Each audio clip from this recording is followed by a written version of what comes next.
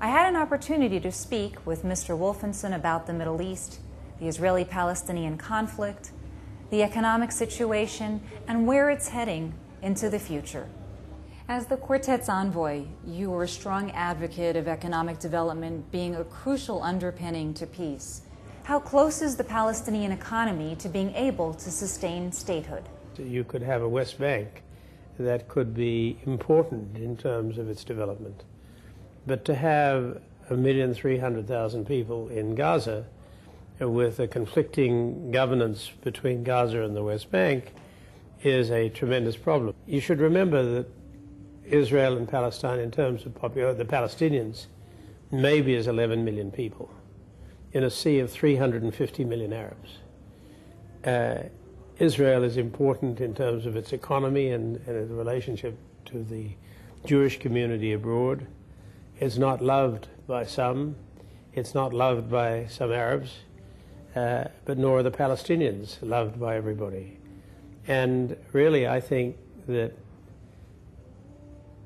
it's important not to have an island of Israelis and Palestinians divided in a sea of Arabs that are growing very rapidly. I think that's a recipe for an unhappy future.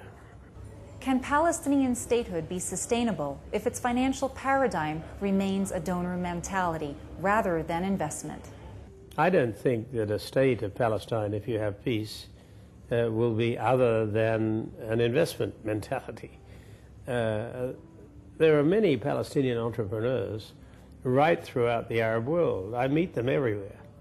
And in banking, in finance, in industry, huge numbers of Palestinians in other parts of the Arab world, right through the Gulf, in Saudi Arabia, in Iran, in all sorts of places that I've been.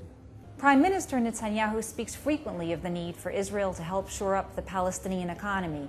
Some argue he does so in order to deflect the political endgame. But does it matter if the result is Israeli cooperation on the economic front? I think it's important to have economic cooperation as an element of peace. I have no personal knowledge of what would be the reason for Prime Minister Netanyahu saying what he says.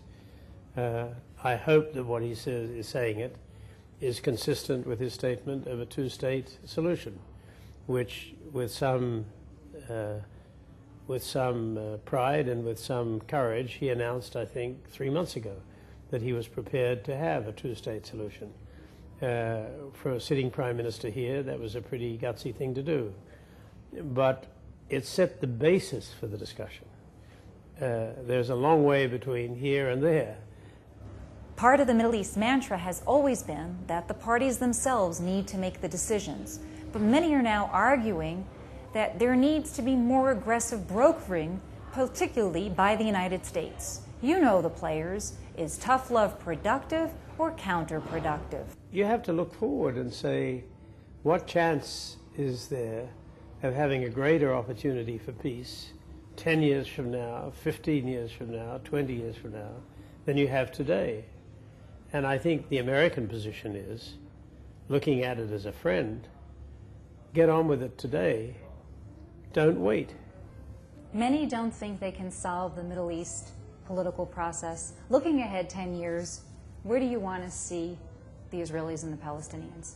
We had Palestinians working in Israel, where you had Israelis setting up plants in the Palestinian territories, and where together they could use their collective skills and experience to compete in the region and around the world. This has been marvelous, Thanks really. a lot. Thank you. Nice to see you. See you in the States.